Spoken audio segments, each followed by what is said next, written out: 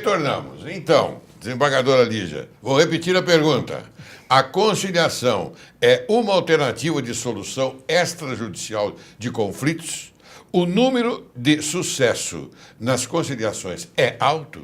Bom, eu diria primeiro o seguinte, quer dizer, pode sim ser uma solução extrajudicial, porque, como eu disse ao início, as partes podem, em qualquer situação, resolverem suas pendengas por acordo, suas pendências por acordo. E esse acordo, o que é? É uma conciliação. Agora, o que se prega é a conciliação hoje pré-processual ou aquela no curso do processo. Certo. Inclusive, em segundo grau, quando já existe uma apelação, ou melhor, quando já existe alguém que já se saiu vencedor.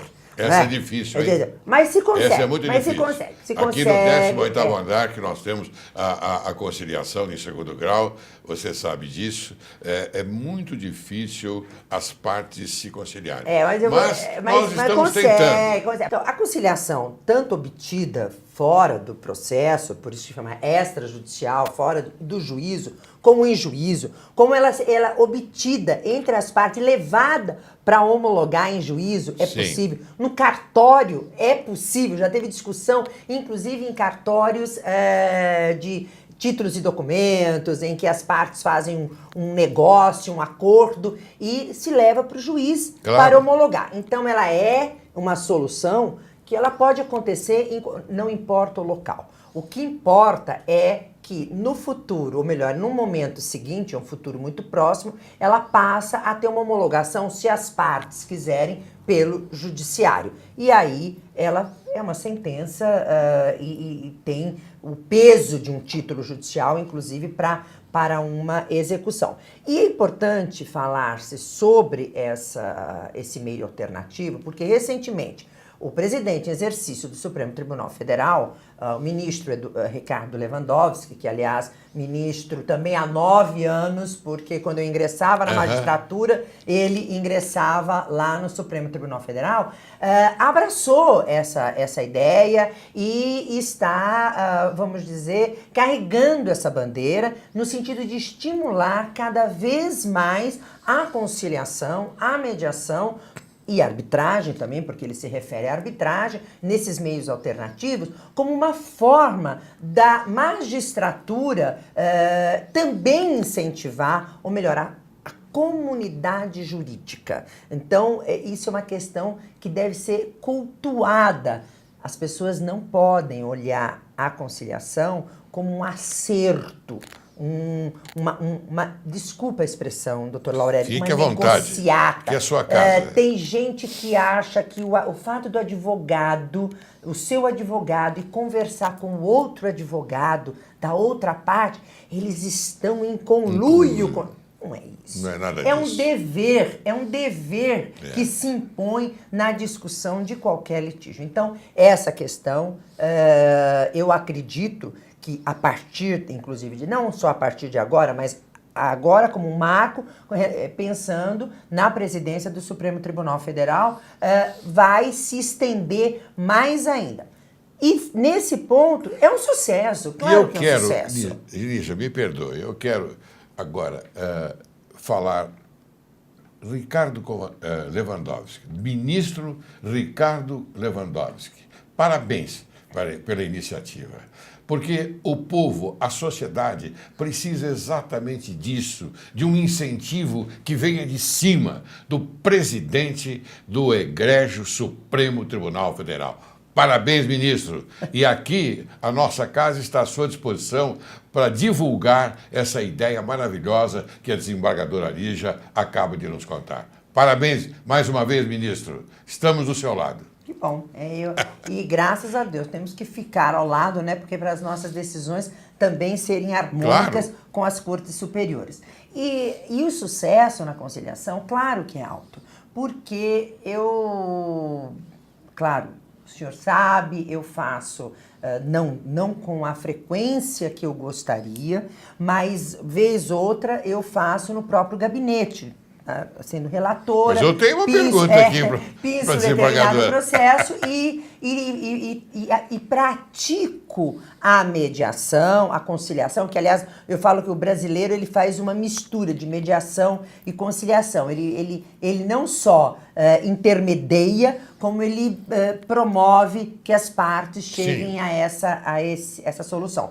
Nenhum caso que foi homologado no meu gabinete e acertado, a gente no judiciário e para os advogados, evidentemente, essa linguagem é comum, mas para aqueles que não pertencem a esse mundo, a palavra prevenção, nós ficamos prevento num processo. Então, todas as vezes em que há um feito, uma sentença, um acórdão, uma decisão do tribunal, caso ele não seja cumprido, caso as partes entrem em desacordo no cumprimento daquela decisão, pode voltar para o relator na execução ou no cumprimento da decisão, conforme hoje o Código de Processo Civil utiliza dessa linguagem.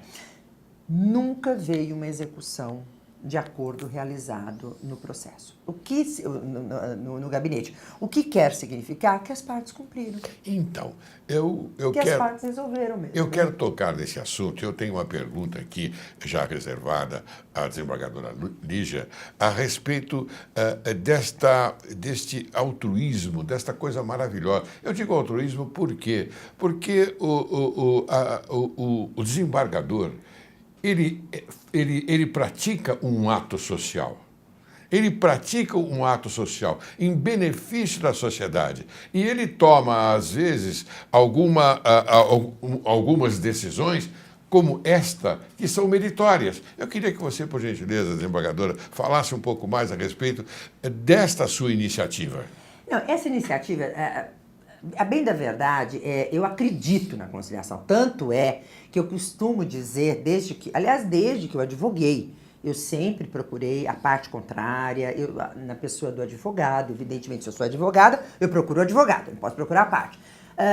Eu sempre acreditei no diálogo e nessa conversa em que as partes possam descobrir qual a real intenção dos caprichos, muitas vezes, que nós temos nos processos. Sim. E tirar essa gordura para poder chegar a uma solução. Mas aprendi também técnicas. Depois, nós tivemos um grupo, isso foi em 2010 ou 2011, no Canadá. Nós fomos para o Canadá com um grupo de magistrados, inclusive federais também. E aí eu vi que existem técnicas mesmo para que a gente possa envolver as partes. Sim. E a primeira, que sempre é falado,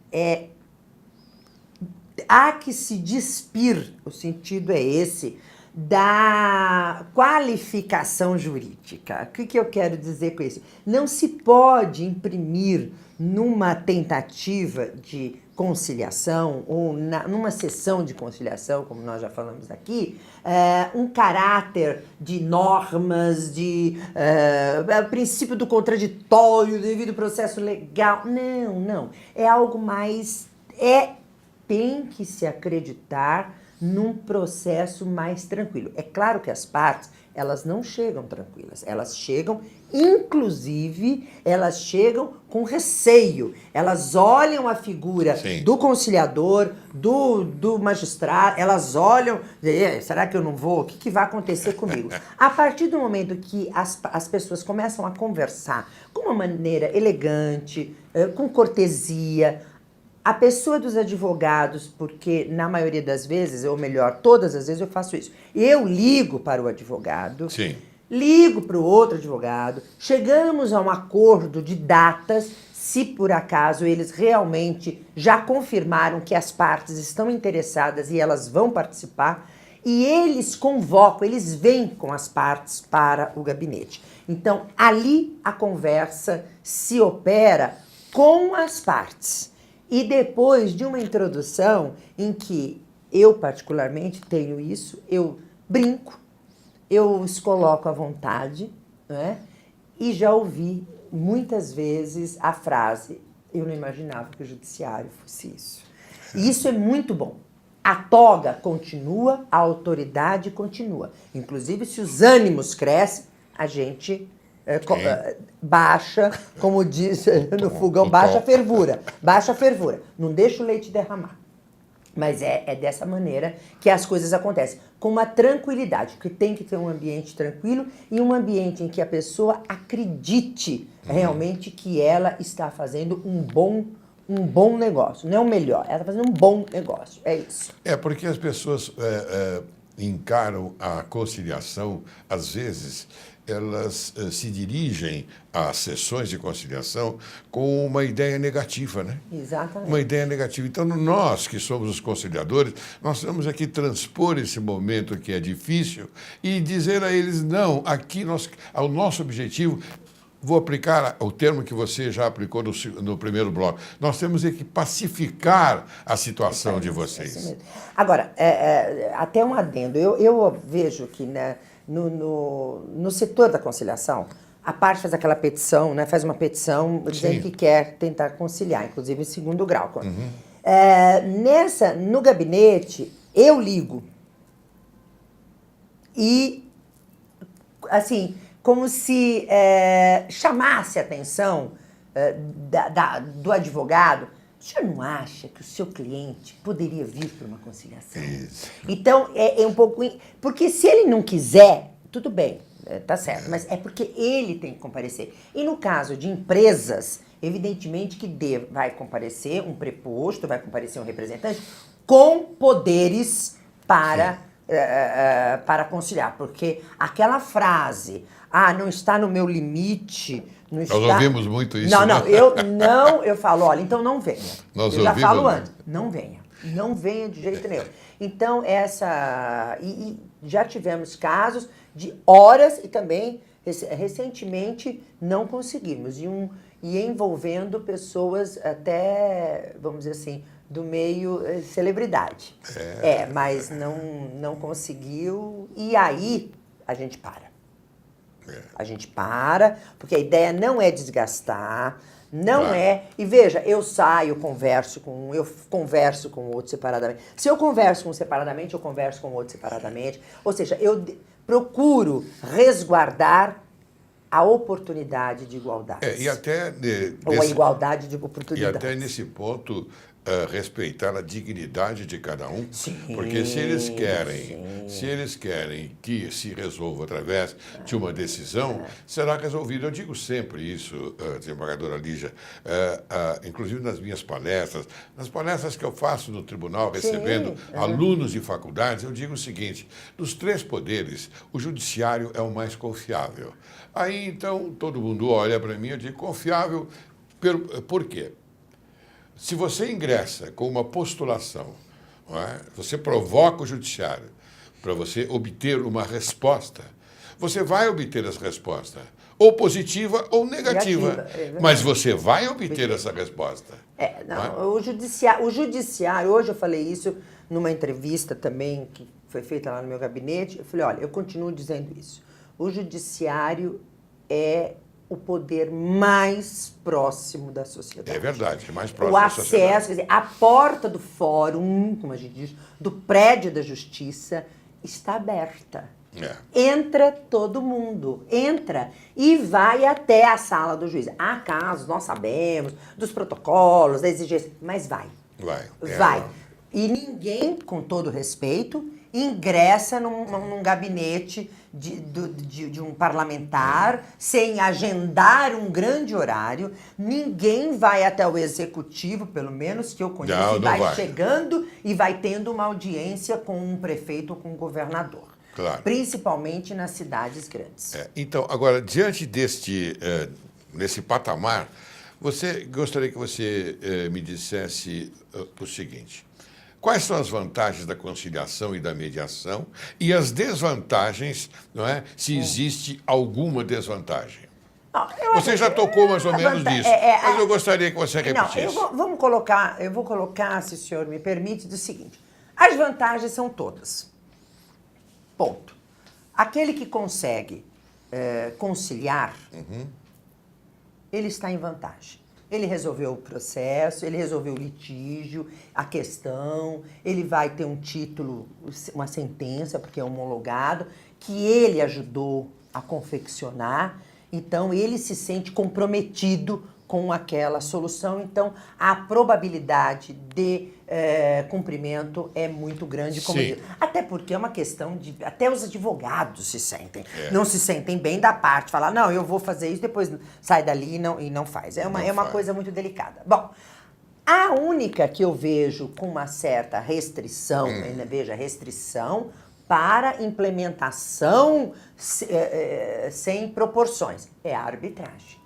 A arbitragem é um processo desenvolvido numa lei, ele consta numa lei, ele equipara o judiciário, mas as partes devem, as empresas principalmente, pensar e repensar. E não deve, como já tem até decisões das Supremas Cortes, falar-se em contrato de adesão. A parte tem que saber exatamente o que ela quer, porque a arbitragem tem um custo muito alto, muito alto. Agora, a eleição do árbitro, o acompanhamento vai acontecer e chegar a uma solução que aí também não dá para voltar atrás, porque não tem recurso. É verdade. Não tem recurso para segundo grau, a não ser a nulidade da decisão, caso haja um vício já delimitado pela lei. Que vai buscar no judiciário. Vai buscar. Empresarial tem muitos casos de busca de, não só de revisão da questão, mas olha, o percentual é muito baixo,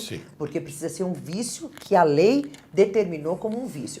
E normalmente os tribunais arbitrais são bem equipados e a estrutura também é muito bem colocada, até porque uma boa parte são magistrados, embargadores, claro. Como o senhor bem se referiu, que hoje são árbitros e estão praticando esse meio de solução de conflitos. Desembargadora, você falou muito a respeito do seu gabinete, que você faz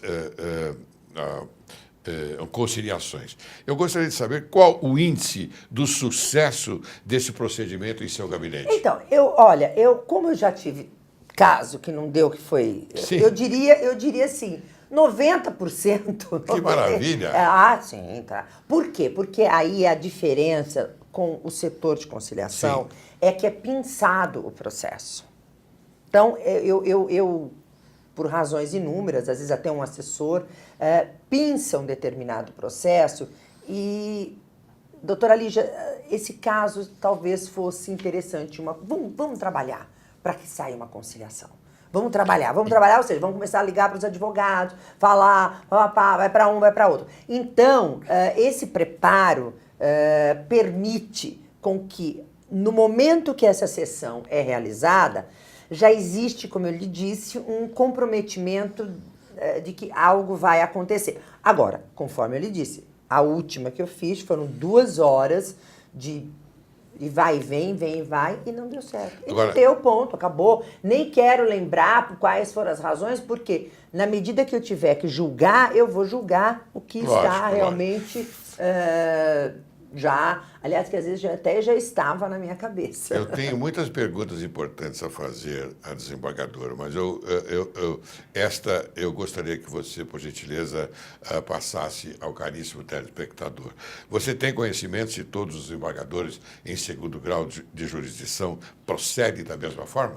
Não procede, é uma minoria, existe os centros, né, que desenvolvem, os desembargadores que apoiam, mas talvez a questão de produtividade, a pressão que existe, não tem permitido esse trabalho. E eles também acham que apoiam, mas não vão realizar. Então, eu acho que nem é caso, não é nem a questão de crítica ou não. Até porque existe um setor que cuida disso. Claro. Então, às vezes, podem até achar que eu estou invadindo. Porque eu estou invadindo um setor, eu estou atravessando. Porque tem um setor preparado para isso. Mas eu ouvi muitas vezes até de advogados na Câmara Empresarial, que é uma Câmara que é especializada. Nós, doutora Lígia, poderíamos fazer o acordo. Eu falei, então tente lá no seu escritório, procure a outra parte E muitas vezes as coisas acontecem dessa forma. Muito bem, eu estou finalizando o programa. E antes de finalizar, eu queria fazer uma pergunta a você. O Tribunal de Justiça do Rio de Janeiro deverá votar a proposta de eleição direta para seus gestores. Você concorda com isso? Eu concordo, eu Que concordo. Eu concordo. Aliás, as pessoas sabem o quanto que eu penso sobre a liberdade. Sim. Já comentei aqui no seu Sim, programa. claro. As pessoas são livres, as pessoas têm qualquer... E os tribunais, se eles querem mudar, eles devem mudar. Eles só não devem pregar que eles estão mudando. Eles devem mudar e eles devem enfrentar.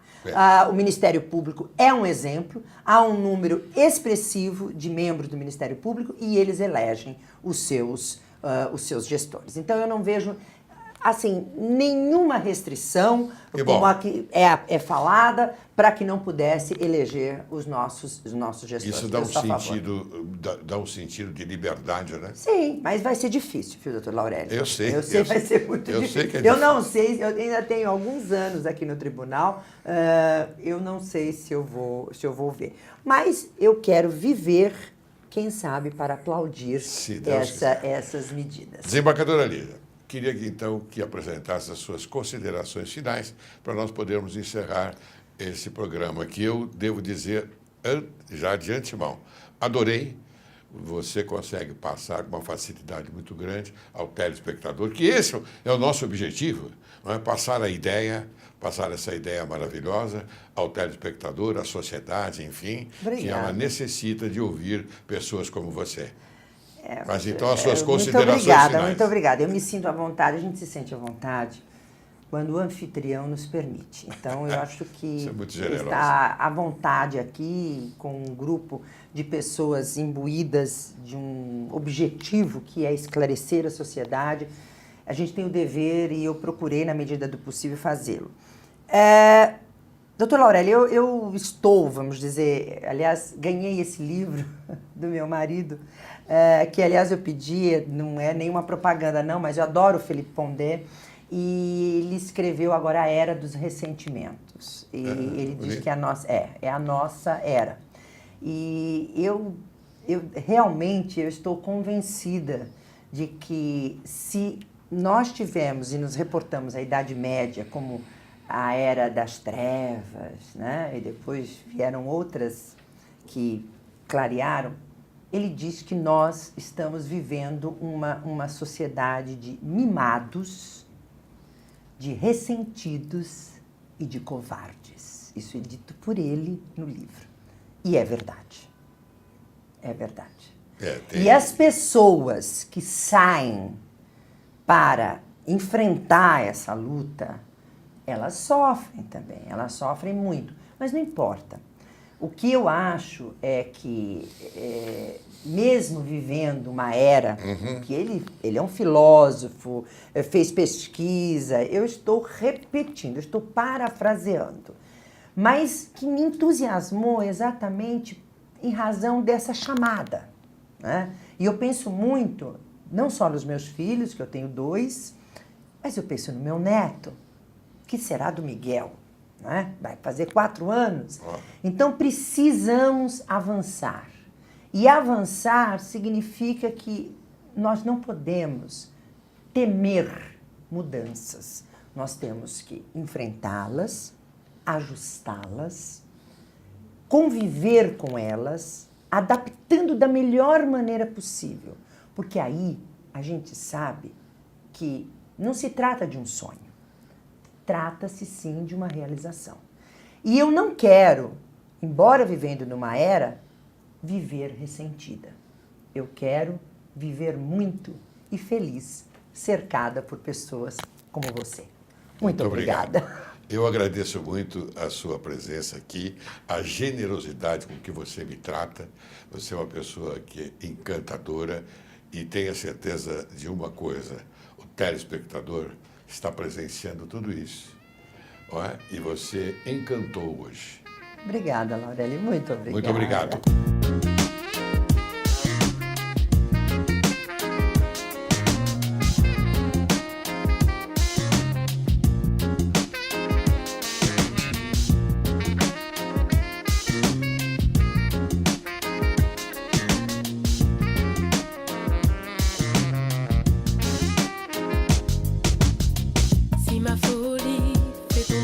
désespoir. Ne m'en veux pas, je n'ai pas voulu te faire de tort. Si tu savais combien mes désirs me font souffrir, ne m'en veux